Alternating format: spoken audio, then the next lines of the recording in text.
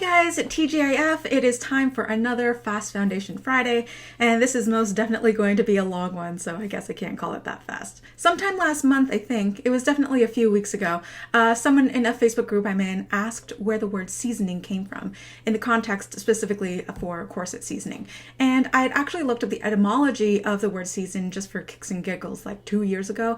I hadn't made a video about it at the time because, in all honesty, after I made my intuitive seasoning video back in 2014, I was kind of sick of the subject.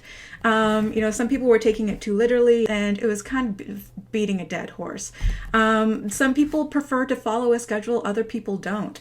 And I think that that's completely fine. Do what works for you, but don't shame other people if they want to follow a different method that you do, because in the end, you all kind of arrive in the same place. But anyway, if you hadn't seen that video on intuitive seasoning from like 2.5 years ago, I will link it up here in the cards or in the description down below if you're on mobile or whatever. Where I disagree with some people is when they claim that a corset doesn't change if it's worn over time. And while I am bored of this subject, I will probably make one more video about this because I need to explain the difference between like the physics of shear forces versus tensile strength and how a corset wears and tears over time, and why a person, even a novice, can pick up two corsets. One might have been worn for a while, another one might never have been worn at all. And even though both of their horizontal dimensions might still measure true, you can still tell that one has been worn and one hasn't. But today I'm specifically focusing on the etymology of the word season, and I actually find it a little bit romantic. Maybe you might too.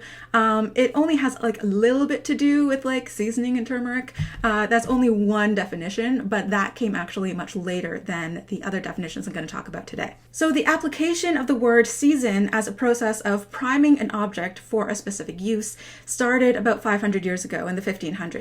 Which is actually pretty close to the time that we consider, the ancestor of modern corsets, pairs of bodies, to be kind of first documented. However, the term seasoning was more in context of preparing timber, so treating wood to be used for building purposes and carpentry and so on. Around that same time, season actually became slang for making love to something. So in this context, to season an object was meant to prepare or prime or ready that object for its intended use. So for the past 500 years, it had kind of sensual and gentle connotations. And if you don't care about the other definitions of the word seasoning, you can stop watching the video right here. You have your answer. But for those history buffs or people who are interested in linguistics and etymology, we can discuss the other applications of the word season, starting with, I guess, the Latin root. So the first known definition of season was in context to a certain period of time, like how we now use seasons to say like seasons of the year. But the root of that came from the Latin word to sow, as in like sowing a field. So it's a specific period of time where you perform a certain task. Sowing your field is also specific to, putting in some kind of investment, putting in your time and labor, and you expect to receive a return on that investment a little bit later on. So in this context, if you wanted to season your corset using this definition, it could mean a specific period of time, putting in that work in preparation for harvest, or in this case, priming your body to be able to tolerate waist training or larger corset reductions over time, and priming your corset. If you're using an off-the-rack corset with a longer stitch length, it's going to prevent unnecessary shear forces on those threads so they don't snap quite as easily later on. The most common modern definition for the word season is probably in context of flavors and spices. So this came from the French word assaisonner, which actually meant to ripen. So a fruit becomes more tender and tastier and softer when it's ripe. And when you get a new corset, particularly an off-the-rack corset, it tends to be pretty crispy.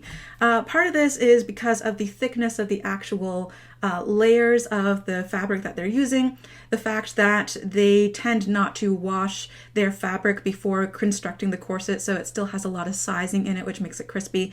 And off-the-rack corsets tend to have many layers, 3 or 4 layers, whereas like you had seen in some of my reviews recently, there are many custom corsets that are only 1 or 2. So you can in fact say that a seasoned corset is softer and riper and it's more comfortable for long-term wear. And in that same context, wearing a corset also gently seasons you. I have gained flexibility in my oblique muscles here because the corset stretches these muscles. Remember that going around a curve is always longer than going in a straight line. So the more waist reduction that my corset gives me on the side, the more it curves inward, the more my oblique muscle is being stretched. My body has been trained to tolerate this stretch over long periods of time, long durations, and remain comfortable. You know, my muscles don't spasm, it relaxes into the corset, it's not fighting it. And it doesn't necessarily mean that my muscles have lost any strength, but I have an entire other video on how corsets affect your muscles, so I can link that above and also in the description bar down below.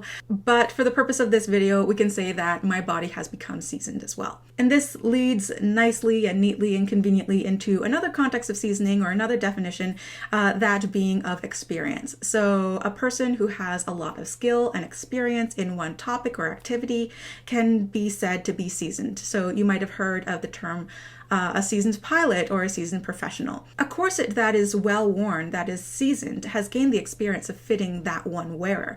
And if you have seen a really well-loved corset, you know, even after you take it off, it retains the memory of the shape of your body.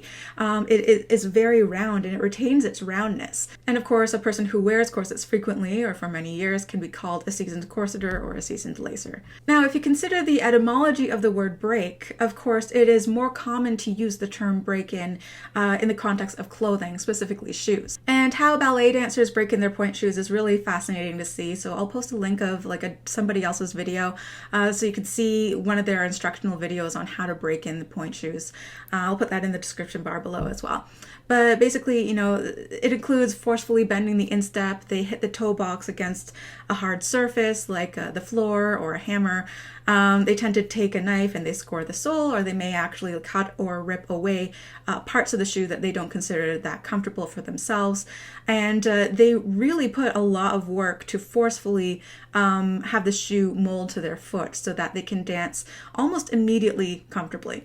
Obviously, they have to dance in it for a little bit for it to be the most comfortable it will be. But the caveat to this is that many of the dancers I've spoken with, their shoes may last a few months at best, or many people actually go through several shoes in one performance. You know, their shoes might not last an entire show. So breaking in dance shoes is a comparatively violent process compared to breaking in a corset in any case, which is basically just wearing it snugly but not tightly. And if you want to look at the etymology and the synonyms of the word break, it includes, you know, shatter, fracture, injure, violate, destroy, disintegrate, burst, crush, disconnect, pound. It goes on, and you can see that it has kind of negative and violent and destructive connotations. Understandably, you know, those destructive connotations is not what we associate with the word break-in today when it comes to corsets. Of course, I don't really mind when anybody says that they break in their corset instead of seasoning it, because in this context, the two are basically interchangeable. I use them interchangeably as well, but people who say the word season shouldn't be hung up on the destructive connotations of the word break, and people who say break-in shouldn't be hung up on the culinary associations with the word season, because this is how languages develop, and, you know, there's not really one that's more correct than the other. But for me, I personally prefer to say the word season because it has just this like soft, gentle, sensual, time-associated connotations throughout history. To me, the term seasoning seems more harmonious with my idea of corsets and what they represent to me.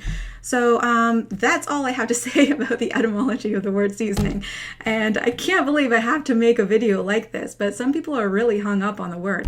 But if you prefer season or break-in, leave a comment down below, give me a reason why, and I will see you guys next week for another video. Bye.